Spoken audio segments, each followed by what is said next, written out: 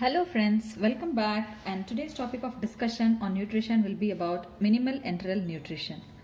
These are my references plus few papers. I'll definitely update it in the description box below.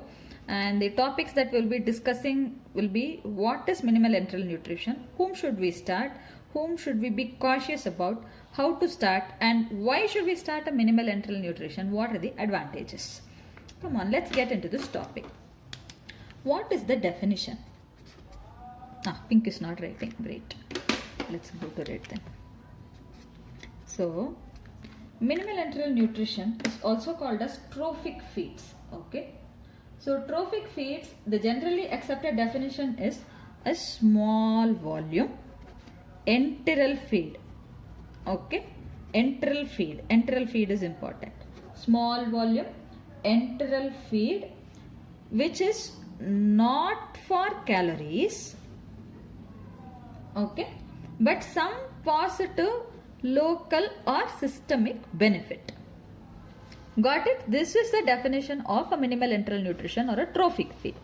Small volume which is not for calories, but it gives some positive local or systemic advantages. Okay, is there any specific volume at which you define minimal enteral nutrition? No, there are multiple definitions. Okay, multiple definitions as to the volume, but the generally accepted definition of a trophic feed will be this. What are the other names of a minimal enteral nutrition? The other names are hypocaloric feeds, trophic, trickle feeding, low volume enteral substrate,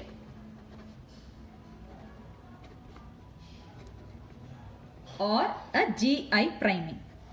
Okay, these are multiple terms and these can be asked as questions. If they just ask as GI priming, then we might be stumped during exam. That is why I am mentioning these other names.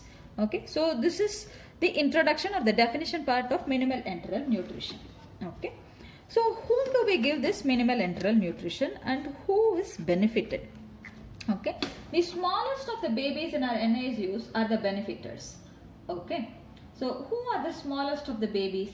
They can be less than 32 weeks and very low birth weight babies. Okay, less than or equal to 32 weeks babies in whom enteral feed is withheld due to whatever reason. They can be initiated on minimal enteral nutrition. Okay, so whom not to start? Okay, whom not to start is the question. To do or not to do? Whom not to do? See, earlier there were lots and lots of contraindications. Okay, now it is narrowed down very much. Any surgical cause of obstruction. So, I think we can put it this way. Intestinal obstruction,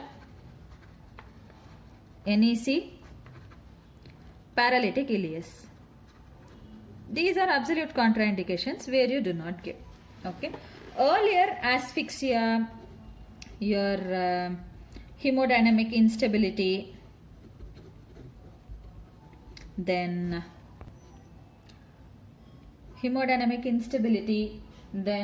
hypotension, glucose disturbance, ventilation, invasive or non-invasive, umbilical lines,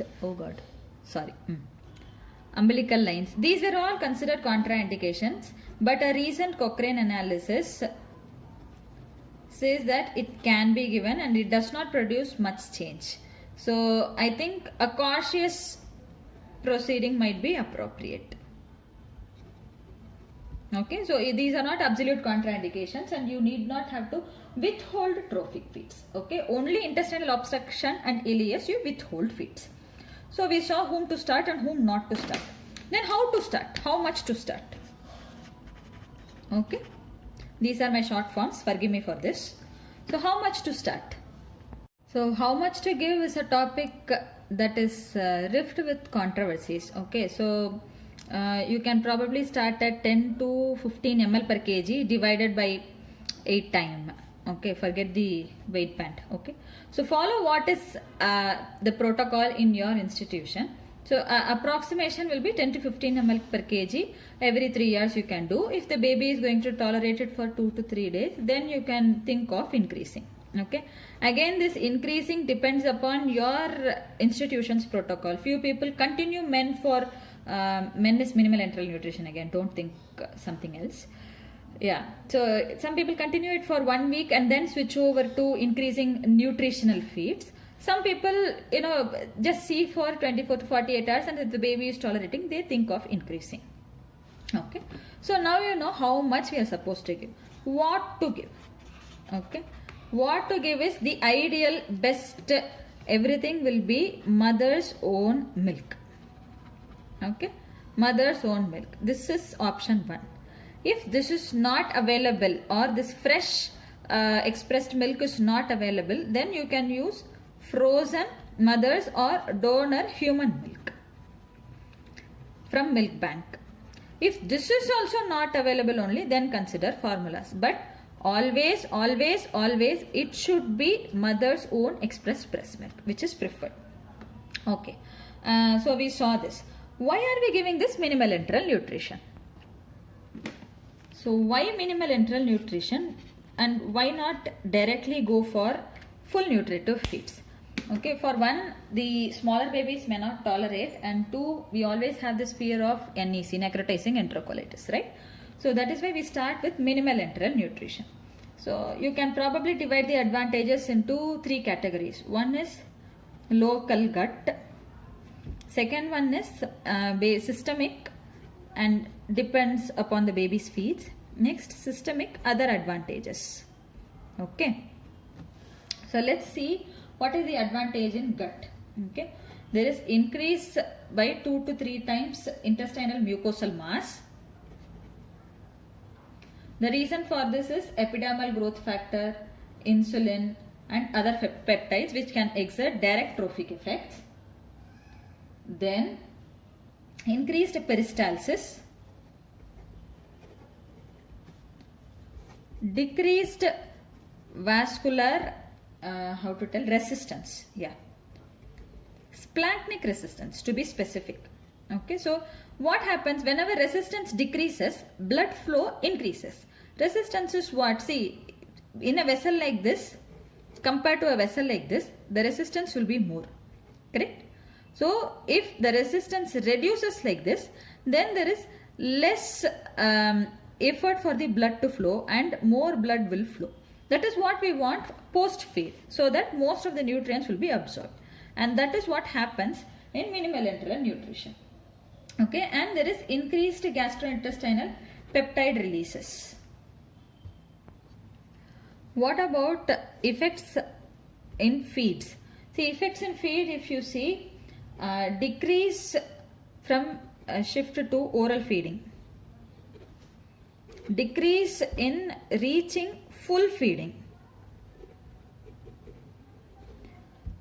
decreased hospital stay, plus necrotizing enterocolitis. See, there are controversial studies. Few studies say no risk, few studies say reduced risk, but nothing says increased risk. Okay, so please note that with breast milk there is no increased risk. Decreased hospital stay, decreased risk of sepsis, improved weight gain, improved calcium and phosphorus retention. These are the advantages of a minimal enteral nutrition. Okay. That's it. There are no disadvantages per se, and there is no risk per se in a minimal enteral nutrition. I think if you write this much for a 5 marks or a 10 mark question, it should be good enough. Thank you guys. Thank you for your patient listening. Please subscribe, share among your peers, colleagues and junior, seniors groups. We can all learn pediatrics together. Enter my Telegram group if you are interested in more in-depth discussions, and I will be interacting with you directly to clear all your doubts. Bye bye and take care.